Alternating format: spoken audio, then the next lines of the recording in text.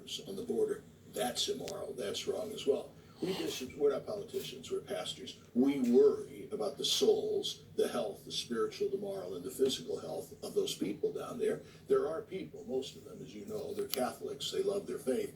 We think we should just go down there and say, hey, we love you, and you're not alone. We're with you. Will that be enough? If they say these people are here illegally, the law rules. In fact, Jeff Sessions goes further and says, I'll tell you what you should do, Cardinal. Tell these people not to come here. Well, I would say that doesn't speak too well of the United States. I mean, you and I are within about a mile from the Statue of Liberty, which in my mind represents what's most noble and what's most sacred about the American dream, namely that people are welcome. Within about a mile from the Statue of Liberty, which in my mind represents what's most noble. So you just heard this liar, dream, namely that people this phony baloney papist. You understand why the American English natives didn't want Catholics coming here? My mother was raised Catholic. You understand why they were anathema to America's republic? Do you hear this guy's diatribe? He said the church isn't supposed to be political after he condemned Trump and said that Jeff Sessions has no right, referring to the Bible as our attorney general when it comes time to saying illegality vis-a-vis coming into this country as an illegal immigrant is against our Constitution and our laws. And Catholic boy here starts quoting Jesus. That we're supposed to just take in whoever wants to come here illegally. That's what Catholic boy. But Catholic boy here doesn't want to tell you about the 50-foot walls that surround the Vatican.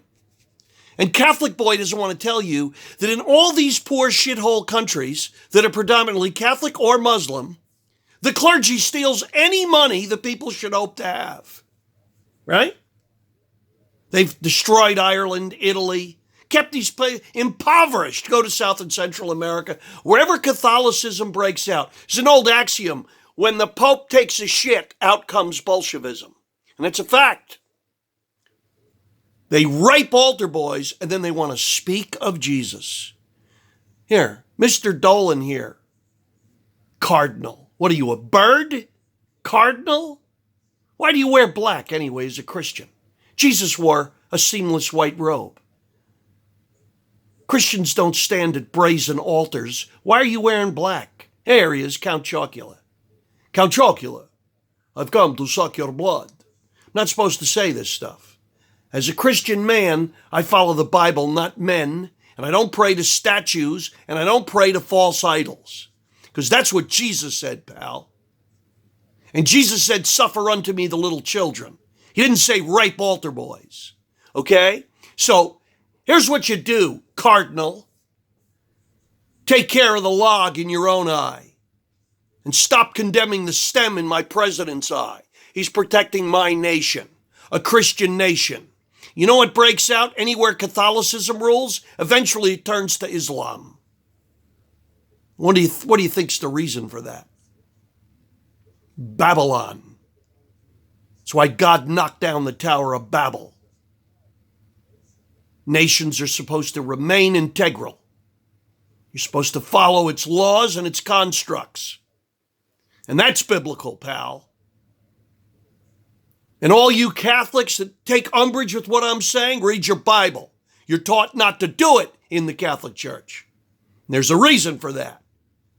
Because when you start reading Jesus' words and what the Bible actually says, and not this interpretative catechism of nonsense, you start to realize you're being played. And you free yourself up from the control of Satan. And that's what any cult tries to do to you. Give you catechism. I tell everybody, anytime I talk about Christ, read the red words in the Bible. Don't listen to men. Because men will pervert anything. Pervert means to invert. And Catholic boy here, right? Is any coincidence all these FBI hoods are Catholic? Hanson, Comey, McCabe? What do you think they all have in common? They're never Americans. Go read about the potato famine. You know how it started? Irish Catholic mercenaries, Papist mercenaries fighting on behalf of the Catholic Church went to Mexico, and you know who they fought against? The American army. They stood on the side of Mexico. But God punished them, because when they went back to Ireland, well, they brought the potato blight with them. The fungus that became the potato famine came on the clothing of those men that went back to Ireland. They don't teach you that. See? I'm not here to kick Catholics. But when they're still sliding around child molesting priests, okay, and playing hide the shell game of moving them around from one parish to another, from one state to another,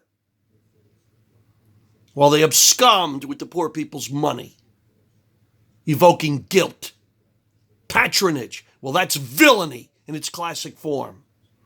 I'm a Greek and I'm of Italian descent. I know from where this all comes. Right out of Babylon with their rosary beads, which were the black sturgeon's eggs. The most prolific animal in the world for propagation is the Black Sea sturgeon. She lays 9 million eggs a year, and that's what that was, fertility beads. And my ancestors in Greece brought that back when they conquered Babylon. And Magna Graecia, which is all of southern Italy, built by Greeks, carried on that legacy, and then the Catholics incorporated into their church. So I know from what I speak, and I know it's anathema to Christ in the Bible. Jesus didn't carry fish eggs. The Pope's attire comes from the very costume. Look this up on Google. Google Dagon, the fertility god of Babylon. He dressed like a fish. That's the mitre the Pope wears. It's a fish head with the open mouth at the top. You don't believe me? Google Dagon. Look it up.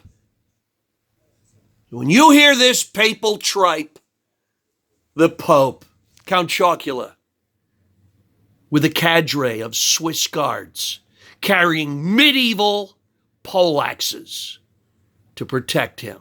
Is that what Jesus did? Is that what Jesus did in the Garden of Gethsemane when Herod came to arrest him? And Peter drew a sword and cut the ear off one of Herod's soldiers? What did Jesus say? Lived by the sword, died by the sword. He didn't tell his disciples to attack Herod's guards. He didn't tell them to arm themselves with halberd poleaxes.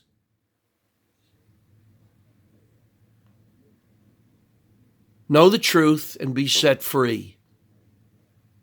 If I had my way, these papists would be in a lot of trouble in this country.